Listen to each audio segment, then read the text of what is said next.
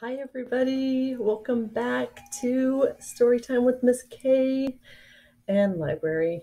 So, being Black History Month, I wanted to tell you guys about somewhere really amazing I got to see on Saturday.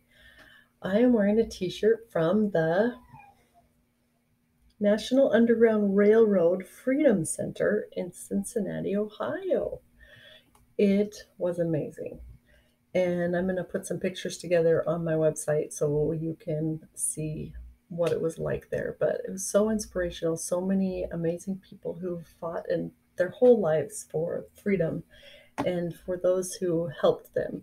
The Underground Railroad, as it's called, was just secret passages, places to hide, people that would guide them. They were called conductors and helping getting people free.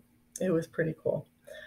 So today I'm going to read a book about a man named York. My name is York, and he was actually a slave at the time of the Lewis and Clark expedition. He went along and helped in, like so many other famous people, helped to develop the United States.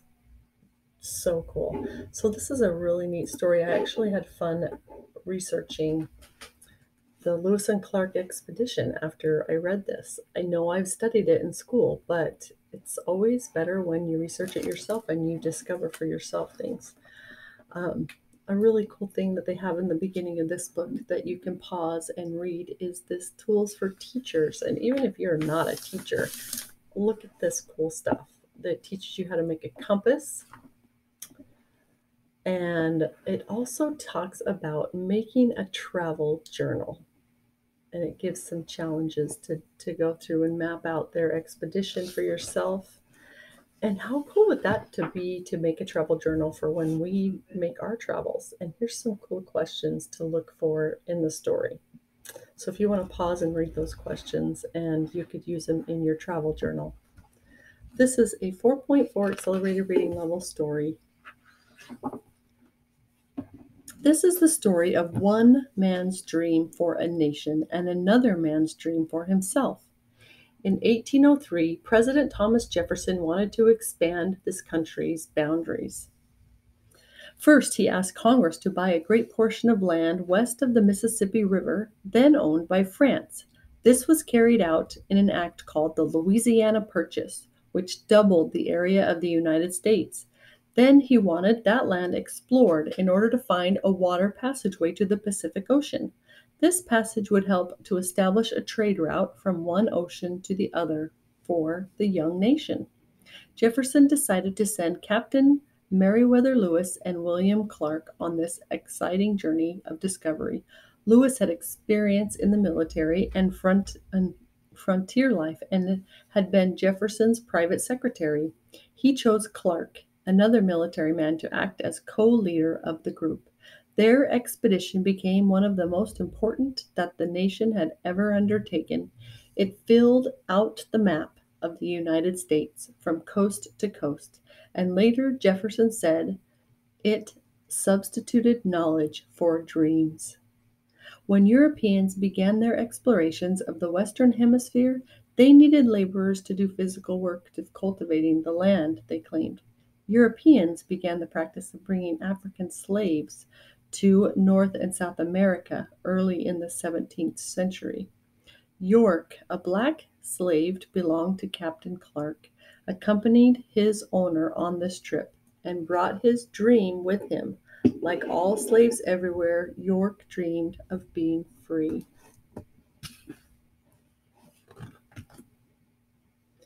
The boats slip into the water at dawn, and the journey begins. Some people think we may find monsters out west, but our leaders, Captain Lewis and Captain Clark, say that is an idea for dreamers. There is no room for dreaming on this journey into the unknown. Still I dream. I carry my dream within me as we begin our quest to find a waterway to the western sea. I dream of finding freedom. My name is York, and I am a slave. Although we have been lifelong companions, Captain Clark is still my master. He does not know that I have a quiet quest of my own. The waters of this river run wide and swift as we put miles behind us. It throbs with strength against our poles as we count passing days by marking knots on rawhide throngs. The wilderness increases in determined fierceness along the shores. It hides the owners of curious eyes, yet we know someone is there following our journey closely on silent feet. We stop many nights for food and rest before the Indians step out to greet us with hands of friendship extended. It is with wonder that they approach me, and I, in turn, search their bronze faces. Strength and dignity respond. Soon I will ask them if they know which way freedom lies. At night we go to the council house of our new friends and take place around the fire. Even Sherman, Captain Lewis, Captain Lewis's dog finds a place and waits with anticipation.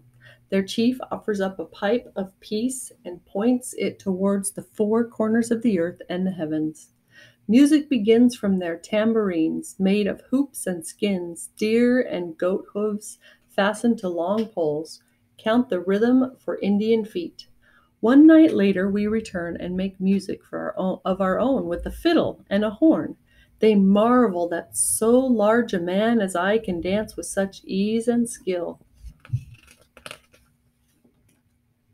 Our journey continues until one morning we wake to measure our breath in small white puffs. It is time, our leaders agree, to winter over. Amid the lives of the Mandan tribe, we build cabins of cottonwood logs. We put our boats ashore as ice slows the river on its journey. One magical night, we awaken to see the sky alive with columns of streaks and stars. They tell me these are the northern lights, and I am awed by their radiance. For a moment, I forget that I am a slave to Captain Cook, and we stand together, two mortals awed by God's brilliance in his heaven. Sacagawea, squaw of Charbonneau, the French trapper, is great with life within her. They join us on our journey. One morning, brittle with cold, she delivers a son. We rejoice in his health and newness. What words will he choose to speak? Hidasta, English, French, or all, as his parents do. During the long days of winter, we sew breeches, shirts, coats of elk skin. When we find sight of the large bear and emerge from our own hibernation, we look much alike. But inside my skin, I am different. My dream of freedom beats inside one, me alone, among these men and one woman. Cottonwood trees send out fresh leaves, and plum bushes greet us in full bloom as we point our boots westward once more. Soon we come to the river that scolds all others. We understand the Indian name as we listen to the river churn rapidly with the voice of a woman scolding her children while smoothing stones to roundness in its bed. Buffalo cast their shadows on the prairie now, and Indian bands follow. Soon we encounter both and feast before we smoke the pipe of peace. Sioux and Shoshone respect our leaders, calling my master the red-haired chief whose tongue is straight. He is fair, they say. Will my freedom be found in his fairness?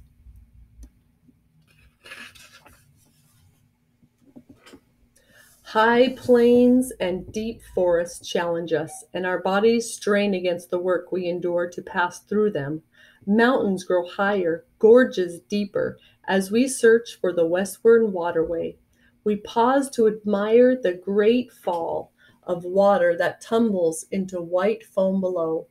Captain Clark explores a deep ravine with Sacagawea and Charbonneau, while I wait above to enjoy warmth of sky and sun.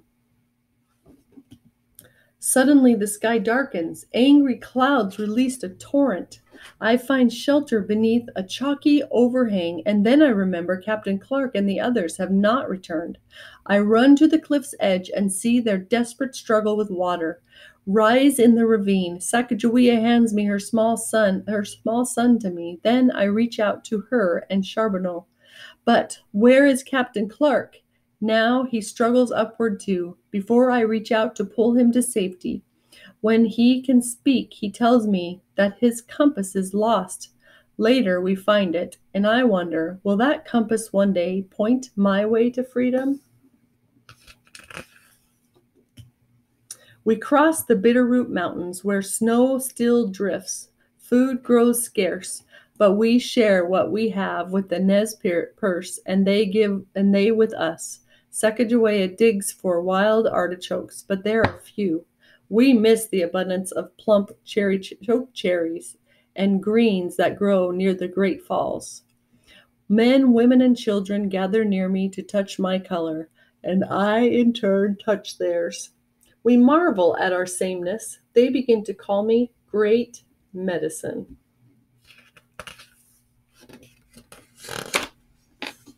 We pass through many canyons before arriving at the sagebrush plains. A river begins, and we follow its growth along a tumbling course.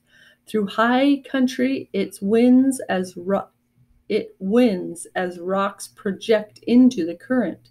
Rapids create mighty hazards as we move ever west in tired boats. Then we overcome a final thrust of mountains, and there is the scent of ocean in the air. Soon we stand where the water and land unite and rejoice in our success. We have found a waterway to the western sea. Captain Clark carves his name on a large pine. William Clark, December 3rd, 1805, by land from the States in 1804 and 1805. He carves the names of his men as well. I trace my finger along my letters. I was here, it says. My name is York, and I was here. When spring returns, our thoughts turn homeward. Along the way, our Indian friends set fire to large trees at night. This will bring us luck on our journey home, they say. Surely freedom is out there somewhere waiting for me.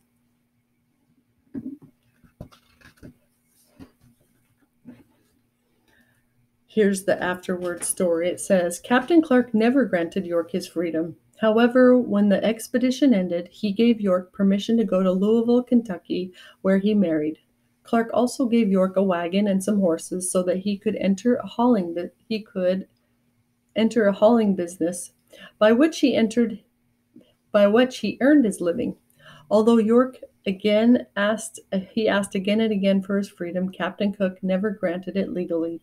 York entertained friends with stories of his adventures on the expedition as long as he lived. He died of cholera in Tennessee.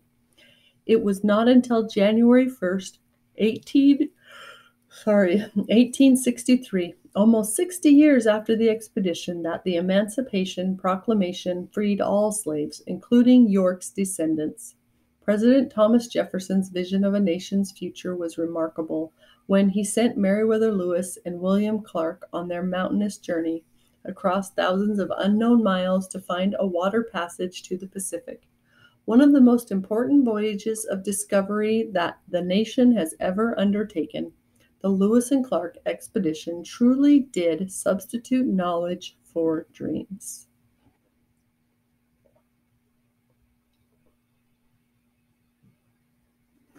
The end.